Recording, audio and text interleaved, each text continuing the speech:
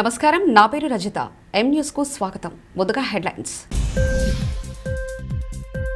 రాజ్ఘాట్ వద్ద కాంగ్రెస్ ఆజాదీ గౌరవ్ యాత్ర ముగింపు కార్యక్రమంలో పాల్గొన్న సోనియా గాంధీ. ఏసీబీ యాప్ను ప్రారంభించిన సీఎం జగన్.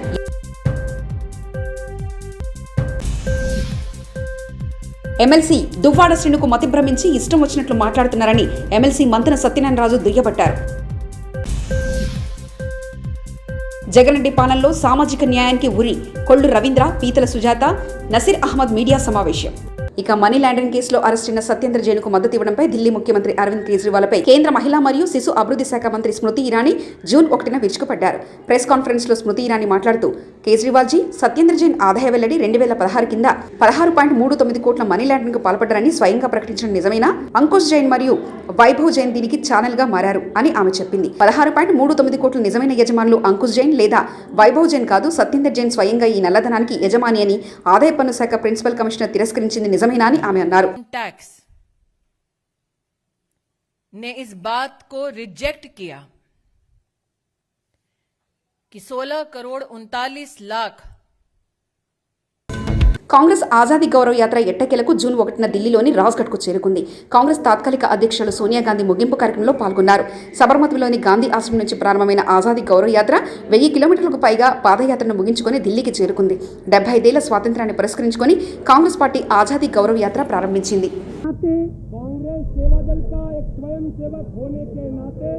सच्चाई के साथ यह प्रतिज्ञा कर रहा हूँ कि मैं कांग्रेस से ముఖ్యమంత్రి వైఎస్ జగన్మోహన్ రెడ్డి జిల్లా కలెక్టర్లు, ఎస్పీలతో బుధవారం స్పందన వీడియో కాన్ఫరెన్స్ నిర్వహించారు. స్పందన ఫిర్యాదులతో పాటు ఇళ్ల పట్టాలు, ఇళ్ల నిర్మాణం ప్రగతిపై సీఎం సమీక్షించారు. ఖరీఫ్ సన్నద్ధతపై గ్రామ సచివాలయాలు, విలేజ్ క్లినిక్స్, ఆర్బీకేల నిర్మాణాలపై అధికారులు ఆయనకు దిశానిర్దేశం చేశారు. శ్వాసతో భూ హక్కు, భూరక్షపై సమీక్ష కూడా నిర్వహించి స్పందన ఫిర్యాదుల పరిష్కారంపై అడిగి తెలుసుకున్నారు.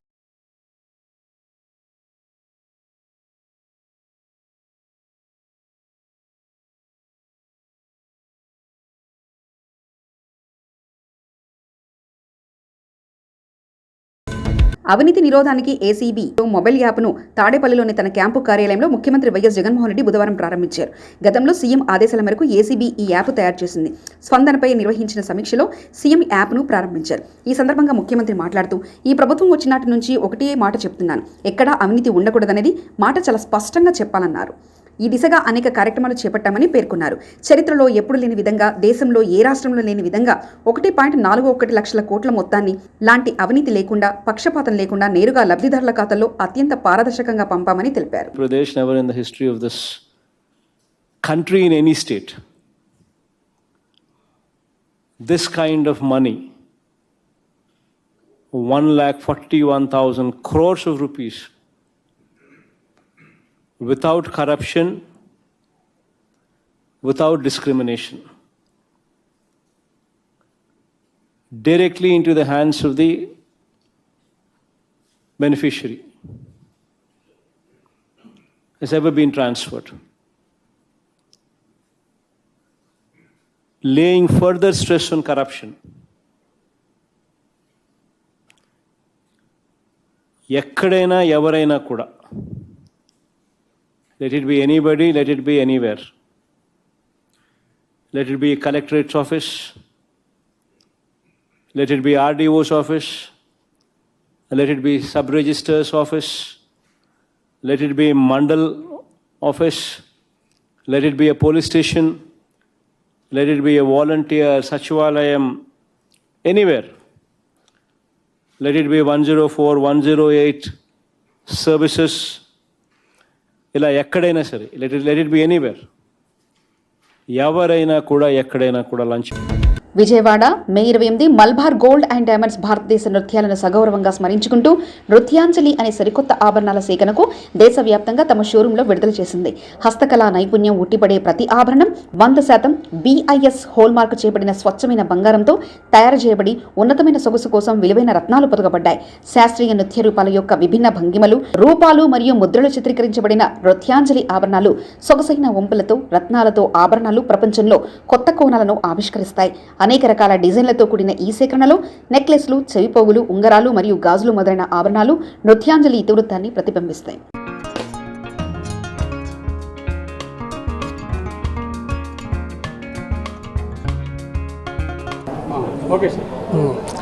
గుడ్ ఈవినింగ్ సార్, అందరికీ నమస్తే. Malabar gold and diamonds Vijayawada showroom ఈరోజు నృత్యాంజలి అని చెప్పి ఒక కొత్త కలెక్షన్ని లాంచ్ చేయడం జరిగింది. ఇదంటే కంప్లీట్గా హ్యాండ్మేడ్ జ్యువెలరీ అనమాట. అంటే మలబార్ అనేది ఒక ఈ హిందూ సాంప్రదాయానికి అనుగుణంగా కొత్త కలెక్షన్, అంటే వాళ్ళు కంప్లీట్ హ్యాండ్మేడ్ చేతితో తయారు చేసిన నృత్యాంజలి కలెక్షన్ని ఈరోజు ఏపీ అండ్ తెలంగాణ షోరూంలో విజయవంతంగా లాంచ్ చేయడం జరిగింది. కంప్లీట్ బిఏఎస్ హాల్మార్క్ ఉంటుంది, 916 స్టేడియం ఉంటుంది దీంట్లో. సో విజయవాడ నగర ప్రజలు ఈ యొక్క కలెక్షన్ని గౌరవిస్తారని, వాళ్ళు వచ్చి ఒకసారి ఈ కలెక్షన్ చూసి వాళ్ళు నచ్చే విధంగా ఈ డిజైన్ చేసింది కాబట్టి ఒకసారి తప్పకుండా ఈ షోరూంలో వచ్చి ఒకసారి విజిట్ చేయాలని కోరుకుంటాను. థ్యాంక్స్. నా పేరు కాసిం, మార్కెటింగ్. ఐటీ హబ్గా పారిశ్రామిక కేంద్రంగా అభివృద్ధి చెందుతున్న విశాఖ ఇమేజ్ను దెబ్బతీసేది సహించేది లేదని వరల్డ్ ఎకనామిక్ ఫోరంలో అడిగిన ఆ ప్రతినిధికి ఇక్కడి వాస్తవ పరిస్థితులను వివరించడం జరిగిందని మంత్రి అమర్ పేర్కొన్నారు. దావోస్ టూర్లో దాదాపు 50 మంది ప్రపంచ స్థాయి మల్టీనేషనల్ కంపెనీలకు చెందిన ప్రతినిధులతో భేటీ జరిగిందని, ఏపీలో ఐటీకి ఎక్కువ అవకాశాలున్న విశాఖ నగరాన్ని ఒక యూనికార్న్ హబ్గా చేయాలనే లక్ష్యంతో యూనికార్న్ ఓయో సంస్థ ప్రతినిధులు, స్టార్టప్ కంపెనీ ప్రతినిధులతో ముఖ్యమంత్రితో ప్రత్యేకంగా సమావేశాలు ఏర్పాటు చేసినట్లు మంత్రి వెల్లడించారు. వరల్డ్ ఎకనామిక్ ఫోరం సదస్సులో 3 ప్రధాన అంశాల మీద ఫోకస్ చేశామని తెలిపారు. దేశంలోనే రెండో అతిపెద్ద కోస్ట్ లైన్ కలిగినటువంటి రాష్ట్రంగా, పోర్ట్ ఆధారిత ఇండస్ట్రియల్ డెవలప్మెంట్కి అవకాశం ఉన్నటువంటి రాష్ట్రంగా, రాష్ట్ర విభజన జరిగిన తర్వాత నూతనంగా ఏర్పడినటువంటి ఆంధ్రప్రదేశ్ 13 జిల్లాలుగా ఉన్నటువంటి ఆంధ్రప్రదేశ్ నేడు 26 జిల్లాలుగా ఉన్నటువంటి ఆంధ్రప్రదేశ్ గడిచినటువంటి కాలంలో 10 జిల్లాలు 13 జిల్లాలుగా ఉన్నప్పుడు 10 జిల్లాలకి సముద్ర తీరం కలిగినటువంటి రాష్ట్రంగా ఉన్నటువంటి తరుణంలో రాష్ట్రానికి సంబంధించినటువంటి పూర్తి అవకాశాలన్నింటినీ కూడా ప్రపంచ స్థాయి వేదికల మీద ఫోకస్ చేయాలన్నటువంటి ఉద్దేశంతో ముఖ్యమంత్రి గారి అధ్యక్షతన వెళ్ళినటువంటి సందర్భాలు, ఆ 5 రోజుల పాటు జరిగినటువంటి సదస్సులో 5 రోజుల పాటు మన రాష్ట్రానికి సంబంధించినటువంటి ఒక పెవిలియన్ను కూడా అక్కడ ఏర్పాటు చేయడం, ప్రపంచ స్థాయి నుంచి వచ్చినటువంటి అనేక మంది ప్రతినిధులు మన రాష్ట్రానికి సంబంధించినటువంటి ఆంధ్రప్రదేశ్ పెవిలియన్లో కూడా అత్యద్భుతంగా మనం ప్రదర్శించినటువంటి మన అవకాశాలన్నింటినీ కూడా అంచనాలు వేసుకోవడానికి, అవకాశాలు వెతుక్కోవడానికి, రాష్ట్రంలో ఏ రకమైనటువంటి అవకాశాలు మనం రాష్ట్రం నుంచి అందించేటువంటి పరిస్థితులు ఉంటాయో తెలుసుకోవడానికి వందలాది మంది వచ్చినటువంటి సందర్భాలు ఉన్నాయి. ఆ రిజిస్టర్స్ అన్ని కూడా మెయింటైన్ చేశాం. దాంతోపాటు బైలాటరల్స్ దాదాపు 50 మంది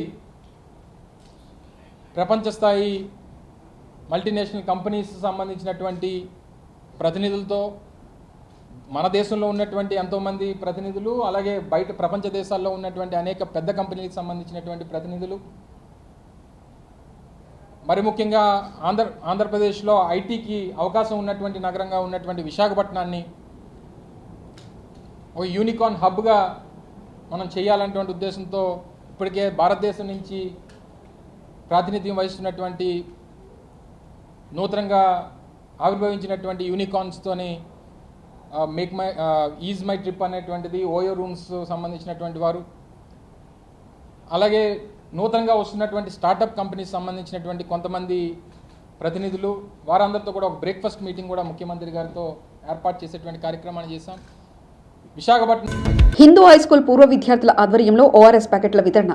విజయవాడ వంటోన్లోని ప్రముఖ విద్యా సంస్థ ఎస్కేపీవీవీ హిందూ హైస్కూల్ 1989 బ్యాచ్ విద్యార్థులు ఒక గ్రూప్గా ఏర్పడి పలు సేవా కార్యక్రమాలు చేపడుతూ ప్రజల మనల్లో పొందుతున్నారు. ఈ సేవా కార్యక్రమంలో భాగంగా ఈ నెల ఏప్రిల్ 2వ తేదీన ఉగాది నుండి స్కూల్ దగ్గరలో ఉన్న స్థానిక పూర్వ విద్యార్థి పూల శ్రీనివాసుకు షాప్ దగ్గర ఈ రోజు వరకు ప్రతిరోజు మధ్యాహ్నం 12 గంటలకు మజ్జిగ ఓఆర్ఎస్ ప్యాకెట్లు బాటసార్లకు పంచుకుంటున్నామని స్థానిక యువనేత పూర్వ విద్యార్థి పచ్చిపులుసు వెంకటశివ ప్రసాద్ మీడియా సమావేశంలో తెలియజేశారు.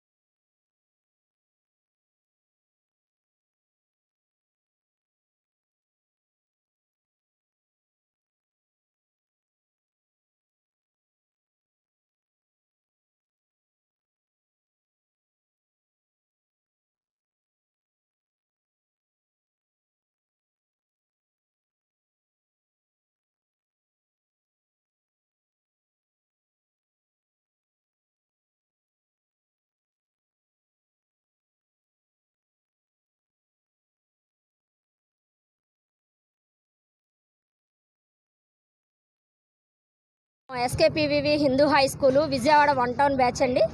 1989 బ్యాచ్ మేమందరం కలిపి ఉగాది నుంచి 10th క్లాస్ బ్యాచ్ మేము ఉగాది నుండి మాకు 2వ తారీఖు నుంచి ఈ ప్రోగ్రాము అందరికీ చలవగా ఉండాలని నిరంతరం ప్రతి ఒక్కరు పాఠశాలకి అందజేయాలని కోరుకుంటూ సేవాభావంతో మేము ఇదంతా చేస్తున్నాము. ఈ మజ్జిగ ప్యాకెట్లు, ఓఆర్ఎస్ ప్యాకెట్లు ఇవన్నీ చేయడం జరుగుతుంది.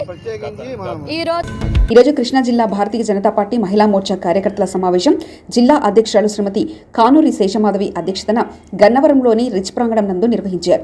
ఈ కార్యక్రమానికి ముఖ్య అతిథిగా బీజేపీ మహిళా మోర్చా జాతీయ ఉపాధ్యక్షురాలు శ్రీమతి మేధా కులకర్ణి హాజరై ప్రసంగించారు.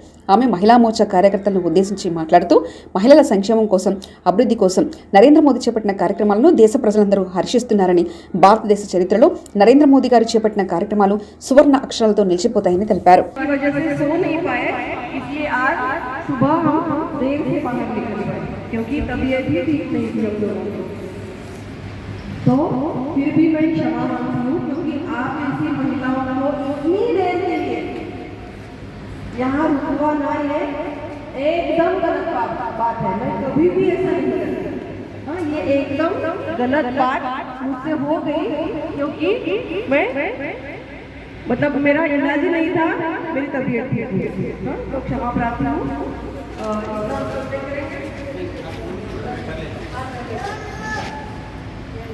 तो मुझे ऐसा लगता है कि कल ही हमारे माननीय प्रधानमंत्री जी इन्होंने 8 साल कंप्लीट किए।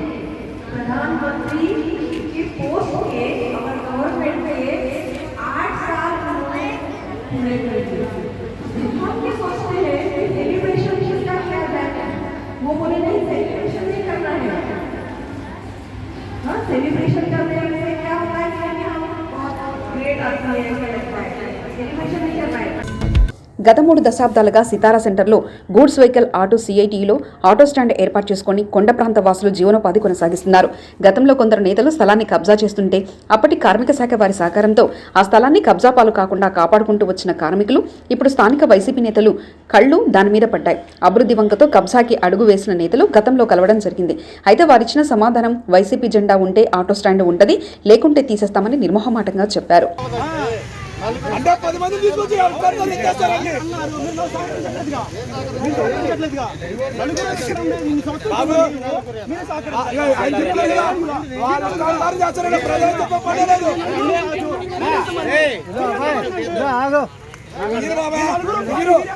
ఇద్దరు రౌడీ యూజ్ చేస్తారు తెలియాలి. వీళ్ళు రిక్వెస్ట్ చేయట్లా కలిసి ప్రతిసారి రౌడీ యూజ్ చేస్తారు.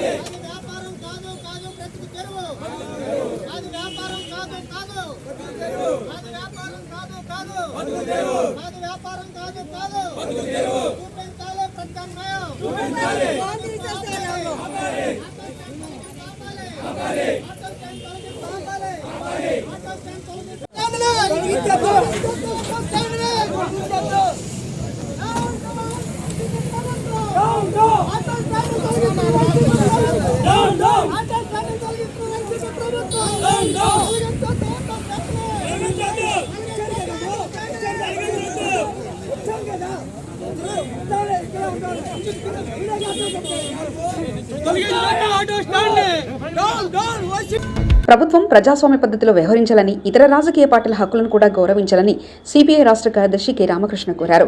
చలో అమలాపురం బయలుదేరుతున్న ఆంధ్రప్రదేశ్ కాంగ్రెస్ కమిటీ అధ్యక్షులు డాక్టర్ సాకి శైలజనాథ్తో పాటు కొరవి వినయ్ కుమార్, విద్యాసాగర్, నరసింహారావు తదితర నేతలను అరెస్ట్ చేయడం అమానుష చర్య అని పేర్కొన్నారు. బుధవారం మాచవరం పోలీస్ స్టేషన్లో వారిని పరామర్శించిన అనంతరం రామకృష్ణ మాట్లాడుతూ జగన్ అధికారంలోకి వచ్చా 3 ఏళ్ల పాలనలో పోలీసులను ఉపయోగించి దుర్మార్గంగా వ్యవహరిస్తున్నారని ధ్వజమెత్తారు. మొత్తం అంబేద్కర్ గౌరవాన్ని, ఆయన సిద్ధాంతాలకు వ్యతిరేకంగా ఉన్నటువంటి శక్తులందరూ కూడా కూడగట్టి వెళ్ళొద్దాం అనుకున్నాం పెద్దలందరితో కలిపి, అన్ని పార్టీలతో కలిపి. అక్కడేమో అరాచక శక్తుల్ని, ధ్వంసంలో పాల్గొన్న వాళ్ళని, ఇప్పటికీ ఏ విధంగా ధ్వంసం చేస్తామో ఆలోచించే వాళ్ళని అక్కడ వదిలిపెట్టి కేవలం ఒక పరామర్శ, శాంతి, బాధపడే వాళ్ళకి ధైర్యం ఇచ్చే కార్యక్రమాన్ని కట్టి నడి రోడ్లో ఆపేయడం, అరెస్ట్ చేయడం. ఈ రాష్ట్రంలో రోజు రోజుకి మానవ కోనసీమ అంబేద్కర్ జిల్లా కోసం చలో అమలాపురం చేపట్టి అక్కడికి వెళ్తున్నటువంటి కాంగ్రెస్ పార్టీ నాయకులను విజయవాడలోనే అరెస్ట్ చేయడం చాలా అక్రమం, అప్రజాస్వామికం, అన్యాయం. రాష్ట్ర కాంగ్రెస్ అధ్యక్షుడిగా ఉన్న శైలజానాథ్ గారిని, కొరి వినయ్ కుమార్ గారిని, ఇతర మిత్రులు అందరూ ఉన్నారు, అనేక మందిని అడ్డగించి అరెస్ట్ చేయడం అనేది ఇది చట్టవిరుద్ధం. ఎవరైనా సరే అమలాపురం పోయి అక్కడంతా దారుణాలు జరిగి విచ్చలవిడిగా వాళ్ళు స్వైర వ్యవహారం చేసి మంత్రులు ఏదైనా ఎమ్మెల్యేలను అంతా ధ్వంసం చేసి తగలబెట్టి గోతులను చేస్తుంటే వాళ్ళని మాత్రం ఏమీ చేయలేకపోయారు. చేతగాని అసమర్థంగా వ్యవహరించే పోలీసు వ్యవస్థ ఈరోజు వాళ్ళని పరామర్శించడానికి, దళితుల యొక్క మనోధైర్యం కల్పించడానికి, అంబేద్కర్ యొక్క ప్రతిష్టను కాపాడటానికి ఇక్కడి నుంచి శాంతియుతంగా వెళ్తున్నటువంటి వాళ్ళు మాత్రం అరెస్ట్ చేయటం ఇది ఏ రకంగా? మీటింగ్లు అన్నీ కూడా మేమే పెట్టుకోవాలి, ఎవరు ఏ మూమెంట్ చేసినా సరే దానిపైన మేము పోలీస్ యాక్షన్ తీసుకుంటామంటే సరైనది కాదు. ముఖ్యంగా జగన్మోహన్ రెడ్డి గారు అధికారంలోకి వచ్చిన తర్వాత ఈ 3 సంవత్సరాల కాలంలో పదే పోలీసును వినియోగించి ఈ రకంగా దుర్మార్గంగా వ్యవహరిస్తూ ఉన్నారు తప్ప ఏమాత్రం కూడా ప్రజాస్వామ్యాన్ని గౌరవిస్తారు. మామూలుగా అసెంబ్లీ సమావేశాలు జరిగేటప్పుడే చలో అసెంబ్లీ జరుగుతుంది.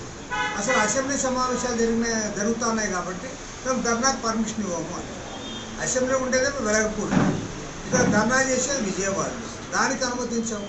తర్వాత ఇవాళ అమలాపురంలో ఒక మంత్రి ఇంటిపైన దాడి చేశారు, ఒక ఎమ్మెల్యే ఇంటిపైన దాడి చేశారు. నువ్వు 10 రోజులుగా అక్కడ ఇంటర్నెట్ సౌకర్యం లేకుండా చేశావు. అసలు 10 రోజుల పాటు సామాజిక విద్రోహానికి పాల్పడిన వైసీపీ ప్రభుత్వం సామాజిక న్యాయంపై మాట్లాడడం హాస్యాస్పదమని మాజీ మంత్రి కొల్లు రవీంద్ర వ్యాఖ్యానించారు. దళిత, బీసీ మైనార్టీలను జగన్మోహన్ రెడ్డి అణిచివేస్తున్నారని, వాస్తవం కాదా అంటూ ఆయన నిలదీశారు. కొద్దిమందికి మంత్రి పదవులు ఇచ్చి ఆయా వర్గాలకు చెందిన మిగిలిన వారిని ఇబ్బందులకు గురి చేయడం ప్రభుత్వ సామాజిక న్యాయమా అని ధ్వజమెత్తారు. అణగారిన వర్గాల అణచివేతపై వైసీపీ ఎమ్మెల్యేలు, మంత్రులు ముఖ్యమంత్రిని ఎందుకు ప్రశ్నించలేదని విమర్శలు చేశారు. ఇది సామాజిక ద్రోహం కాదా అని నిలదీశారు. విజయసాయిరెడ్డి గారు, సుబ్బారెడ్డి గారు, లేదంటే రామచంద్రారెడ్డి గారు, వాళ్ళ ఆధీనంలో వీళ్ళు నడుచుకోవాల్సినటువంటి దౌర్భాగ్య స్థితిలో ఇవాళ సామాజికంగా అణగదొక్కబడుతున్నటువంటి ఈ వెనకబడిన వర్గాలని సామాజిక న్యాయం చేశాం, మంత్రి పదవులు ఇచ్చేసాం, ఇవన్నీ చెప్తే నమ్మే పరిస్థితుల్లో ఇవాళ రాష్ట్ర ప్రజలు లేరు. ఏదో ఒక నలుగురికి పదవులు వేసేస్తే మొత్తం ఈ రాష్ట్రంలో ఉన్నటువంటి అణగారిన వర్గాలన్నిటికి కూడా న్యాయం చేసినట్లు అవుతుందా జగన్మోహన్ రెడ్డి గారు అని చెప్పి నేను అడుగుతా ఉన్నా. అసలు మీరు మొట్టమొదట ఎమ్మెల్సీ దువ్వాడ శ్రీనుకు మతి భ్రమించి ఇష్టం వచ్చినట్లు మాట్లాడుతున్నారని ఎమ్మెల్సీ మంతెన సత్యనారాయణ రాజు దుయ్యబట్టారు. ఒక రౌడీ షీటర్ను మండలికి పంపిస్తే ఇలానే ఉంటుందంటూ ఆయన అన్నారు. మహానాడు విజయవంతం కావడంలో వైసీపీ నేతల మూర్ఖత్వం పరాకాష్ఠకు చేరిందని విమర్శించారు. దువ్వాడ శ్రీను తీరు మారకుంటే తీవ్ర పరిణామాలు తప్పవని మంతెన సత్యనారాయణ రాజు హెచ్చరించారు. ఎమ్మెల్సీ దువ్వాడ శ్రీను చేసిన వ్యాఖ్యలు అత్యంత దురదృష్టకరం. టెక్కలి రోడ్డు మీద గుడ్డలూడు తీసి కొడతానని వ్యాఖ్యలు చేయటం చాలా బాధాకరం. ఒక రాష్ట్ర పార్టీ అధ్యక్షులు, మాజీ మంత్రివర్యులు, శాసన సభ్యుల మీద నువ్వు ఆ విధంగా మాట్లాడటం, మీ నాయకుడు దాన్ని ఖండించకపోవటం అత్యంత బాధాకరం. ఒక రౌడీ షీటర్ని చట్టసభలకు పంపిస్తే ఇలాగే ఉంటుంది, ప్రజలు గ్రహించాలి. అచ్చెన్నాయుడు గారు గుడ్డలు ఒడిదీయటం కాదు, నీ టెక్కల ప్రజలు, శ్రీకాకుళం ప్రజలు నాకు తెలిసి 4-5 సార్లు నేను ఏపీలో చెత్త తొలగించాలన్నా, చిన్న చిన్న రిపేర్లు చేయాలన్నా కేంద్ర ప్రభుత్వ నిధులే దిక్కయ్యాయని భాజపా జాతీయ కార్యదర్శి వై సత్యకుమార్ అన్నారు. పంచాయతీలకు కేంద్రం ఇస్తున్న నిధులను రాష్ట్ర ప్రభుత్వం మింగేస్తుందంటూ ఆరోపించారు. ఏయూ భూములను వేరే వారికి కట్టబెట్టే ప్రయత్నం చేస్తున్నారని ఆరోపించారు. పోలవరానికి ప్రాజెక్టుని ప్రతి ఒక్కరూ ఏటీఎంలా చూశారని, ప్రాజెక్టును పూర్తి చేసని కేంద్రం నిధులిస్తుందన్నారు. రాష్ట్రానికి చెందిన ఇరిగేషన్ మంత్రులు పోలవరంపై ఫోకస్ పెట్టడం లేదని, గతంలో ఈ ప్రాజెక్టుపై ఎన్నో అవినీతి ఆరోపణలు చేశారు, కానీ ఏం తేల్చారని ప్రశ్నించారు. చర్యలు, ఎన్నో నిర్మాణాత్మక నిర్ణయాలు, ఎన్నో సకారాత్మక కార్యక్రమాలు, ఎన్నో చారిత్రాత్మక నిర్ణయాలు, విప్లవాత్మక వినూత్నమైన కార్యక్రమాలకు శ్రీకారం చుట్టి నా భూతో అన్న చందంగా నరేంద్ర మోడీ గారి పాలన పారదర్శకంగా ఈ దేశంలో సాగింది. నేను గతంలో ఆర్థిక పరిస్థితి ఎలా ఉండింది, గతంలో అవినీతి ఏ రకంగా ఉండేది, ఈ దేశ భద్రత ఏ రకంగా ఉండేది, ఇప్పుడు మారిన పరిస్థితుల్లో ఏ రకంగానే విషయాల్లోకి పోదలుచుకోలేదు. వారు ముఖ్యంగా ఈ దేశ పరిస్థితులను దృష్టిలో ఉంచుకొని పేదరిక నిర్మూలన మీద ప్రత్యేకమైన దృష్టి పెట్టి ఈ దేశంలో ఫైనాన్షియల్ అన్టచబిలిటీ ఉండకూడదు అని అట్టడుగు వర్గాల్లో ఉంటున్న వారికి జన్ధన్ అకౌంట్లను ప్రారంభించి 45,50,00,000 జన్ధన్ అకౌంట్లను ప్రారంభించి ఈ ప్రభుత్వ పథకాల సంక్షేమ పథకాల లబ్ధి ఏదైతే ఉందో వాటిని నేరుగా ప్రజలకు చేర్చే ప్రయత్నం చేశారు.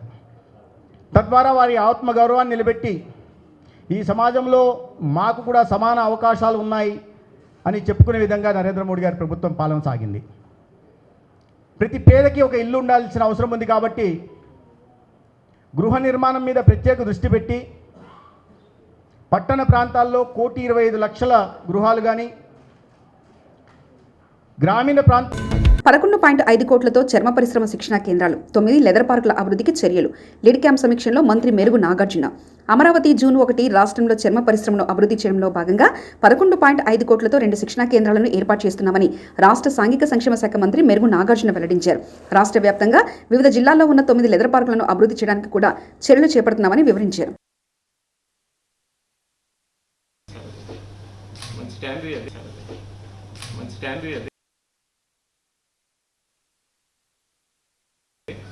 కానీ అక్కడ ఏదైనా ఫుట్వేర్ యూనిట్స్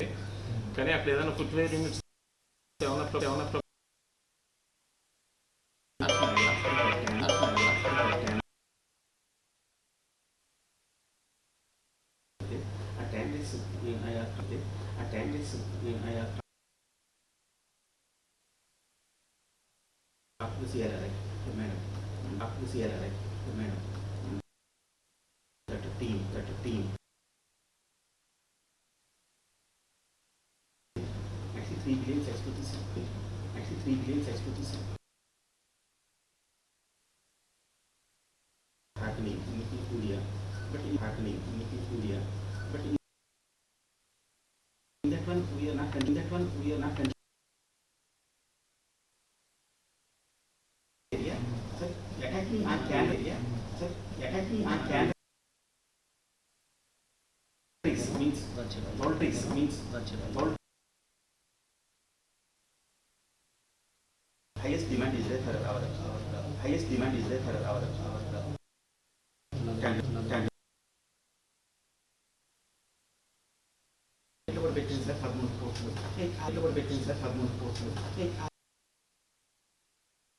కృష్ణా జిల్లా యనమలకుదురులోని మజీద్ ఫైజ్ కొత్త కమిటీ పేరిట అసాంఘిక శక్తుల విజృంభణ, ప్రశ్నిస్తే దాడులకు పాల్పడుతున్న ముఠా, మహిళలపై సైతం దాడులకు తెగబడుతున్న వైనం, వీరి ఆగడాలపై పెనుమాలూరు పోలీసులకు ఆశ్రయించిన మజీద్ ఫైజ్ కాంప్లెక్స్ దుకాణదారులు. ఫిర్యాదు స్వీకరించిన పోలీసులు ముఠాకు అండగా మాజీ ఎమ్మెల్యే బోడె ప్రసాద్, విజయవాడ యనమలకుదురు గ్రామంలో గల మజీద్ ఫైజ్లో మాజీ ఎమ్మెల్యే బోడె ప్రసాద్ అనుచరులు కొత్త కమిటీ పేర బలవంతపు వసూలకు పాల్పడుతున్నారని మజీద్ ఫైజ్ దుకాణదారులు ఆవేదన వ్యక్తం చేస్తున్నారు.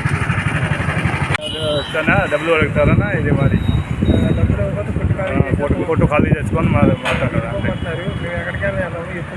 తెలుసా మీకు వాళ్ళు ఎవరో తెలుసా? మీ పేరేంటి? మా పేరు భవాని. ఏం చేస్తారు మీరు? ఏం చేస్తారు ఇక్కడ?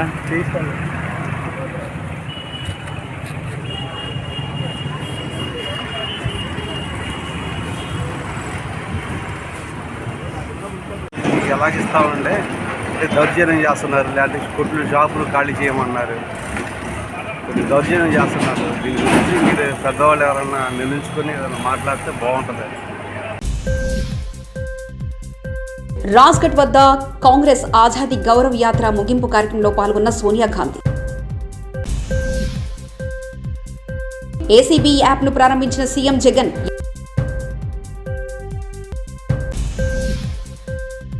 ఎమ్మెల్సీ దువ్వాడ శ్రీనుకు మతి భ్రమించి ఇష్టం వచ్చినట్లు మాట్లాడుతున్నారని ఎమ్మెల్సీ మంతెన సత్యనారాయణ రాజు దుయ్యబట్టారు. జగన్రెడ్డి పాలనలో సామాజిక న్యాయానికి ఉరి, కొల్లు రవీంద్ర, పీతల సుజాత, నసీర్ అహ్మద్ మీడియా సమావేశం. ఇవి బులెటిన్ విశేషాలు. చూస్తూనే ఉండండి ఎం న్యూస్.